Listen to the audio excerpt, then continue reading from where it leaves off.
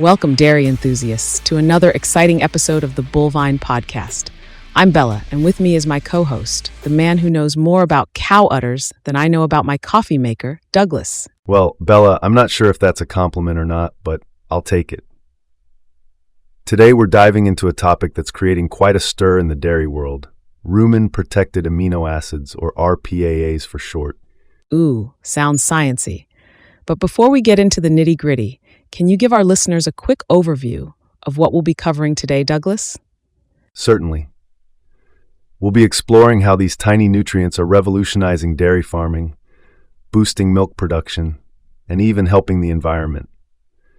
We'll cover the science behind RPAAs, their economic impact, and practical strategies for implementation on the farm. We'll also delve into future innovations and how RPAAs fit into the changing regulatory landscape. Fascinating. I've heard RPAAs described as the secret sauce of modern dairy nutrition. Is that accurate or just marketing hype? Well, Bella, I'd say it's more than just hype. RPAAs are like giving your cows a nutritional superpower. But let's start with the basics. What do you know about amino acids? Well, I know they're the building blocks of protein, right? But why are we suddenly so interested in them for dairy cows? You're on the right track. Amino acids are indeed crucial for protein synthesis. But here's the thing: not all amino acids are created equal, especially when it comes to dairy cows. Two amino acids in particular are the stars of the show: methionine and lysine. Oh, what makes methionine and lysine so special? These two are essential for milk protein synthesis, immune function, and overall metabolic health. Think of them as the power couple of dairy nutrition. Without them, it's like having a sports car with a lawnmower engine. It looks great, but it's not reaching its full potential. Okay, I'm following. But if these amino acids are so important, why haven't we been using them all along? That's where it gets interesting. You see, cows already get protein from their feed, which is broken down in the rumen. But here's the catch. Most of those valuable amino acids get gobbled up by rumen microbes before the cow can use them. It's like having a 24/7 fermentation party in there. Oh, I see. So it's like trying to sneak cookies past my kids. They always get intercepted before reaching their destination. That's a pretty good analogy, Bella, and that's exactly why rumen-protected amino acids are such a game changer. All right, you've got me hooked. How do these RPAAs work their magic? It's all about the delivery system. RPAAs are coated with special pH-sensitive materials like ethyl cellulose that allow them to bypass the rumen unscathed. They're like secret agents on a stealth mission. These coatings are tough as nails in the acidic rumen, but dissolve like sugar in water once they hit the small intestine. James Bond in amino acid form. Now that's something I never thought I'd hear. Well, I wouldn't go that far. But these RPAAs do have some pretty impressive tricks up their sleeves. Once they make it past the rumen, they reveal themselves right where we need them, in the small intestine, where the cow can absorb and use them efficiently. That sounds pretty high-tech. What kind of benefits are we talking about here? The results are quite remarkable. We're seeing increases in milk protein by 0.1 to 0.3%, and fat content jumps by 0.2 to 0.4%. Now, I know those numbers might sound small. Yeah, they do sound tiny. Is that really worth all the fuss? Trust me, Bella, in the dairy world, those small percentages translate to big bucks. Let's break it down. For a 500-cow herd, we're talking about potential extra profits of $150,000 to $200,000 annually. And that's assuming you're only producing 22 pounds of milk annually at $18 quid. If your cows are producing more or milk prices are higher, you're looking at even bigger returns. Wait, what? That's a lot of cheddar. And I'm not talking about cheese. Indeed it is. And that's just the direct profit from increased production. There are other benefits too, like improved herd health and reduced environmental impact. Environmental impact. Now that's something our listeners will want to hear about. Can you elaborate? Certainly. RPAAs help reduce nitrogen excretion by 20 to 25%. This means less ammonia emissions and less nitrogen runoff into waterways. We're talking about potential cuts to the dairy sector's greenhouse gas emissions by 5 to 7%. It's a win-win for farmers and the environment. Heath, those are some significant numbers. Are there any other environmental benefits? Absolutely. Let's talk about manure management. With RPAAs, you're looking at cutting nitrogen runoff by 25%. That translates to savings of $15 to $20 per acre on fertilizer. If you've got a 1,000-acre farm, that's up to $20,000 back in your pocket. That's impressive. But I can hear some of our more skeptical listeners asking, if it sounds too good to be true, it probably is. What would you say to them, Douglas?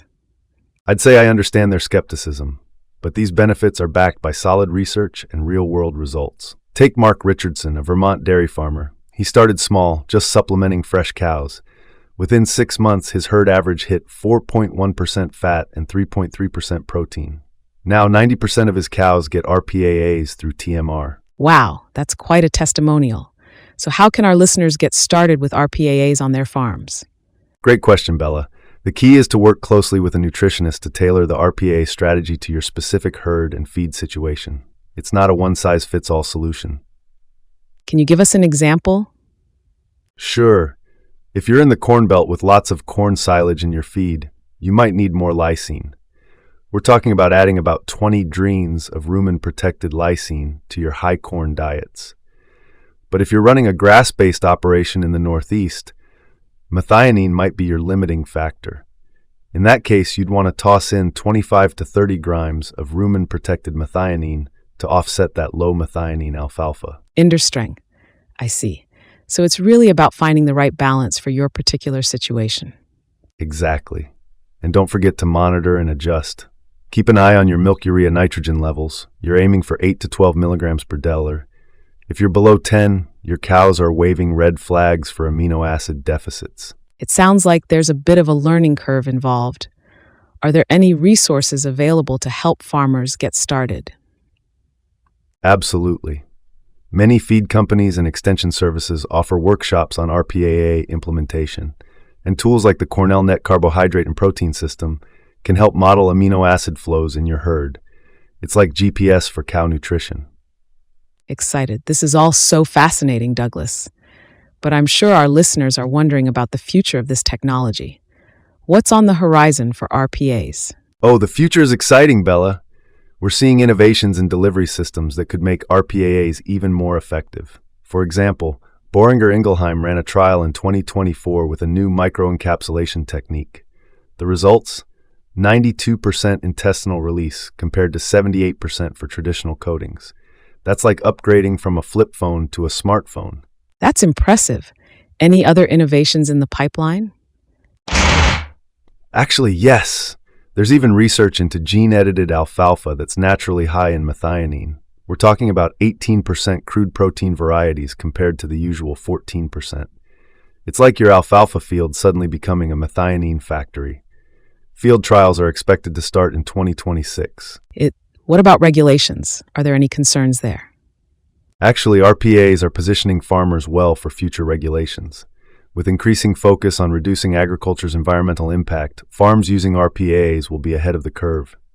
Take California, for instance. They're not just suggesting you watch your nitrogen output, they're slapping a $1,300 per ton tax on excess manure nitrogen. Wow, that's a hefty tax. But what about farmers who aren't in California? Well, Bella, remember that California often sets the trend for environmental regulations. It's like the cool kid in school. Where they go, others follow. So implementing RPAs now is not just smart farming, it's future-proofing your operation. That makes sense. Are there any financial incentives available for farmers looking to implement RPAs? Absolutely. If you're running a farm with under 500 cows, the Natural Resources Commission Service might be your new best friend.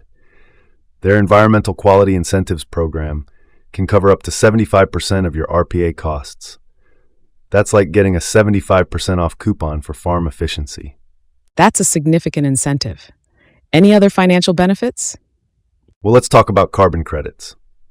In California, the Dairy Cares program is putting their money where their mouth is. They're paying $5 per hundredweight for verified nitrogen reductions. It might not sound like much, but for a 1,000 cow dairy producing 70 pounds per cow daily, That's an extra $12,775 a year. Not too shabby for just tweaking your feed program. This is all so interesting, Douglas. I feel like we've only scratched the surface. Any final thoughts for our listeners? I'd say this, Bella. RPAAs aren't just another farm fad.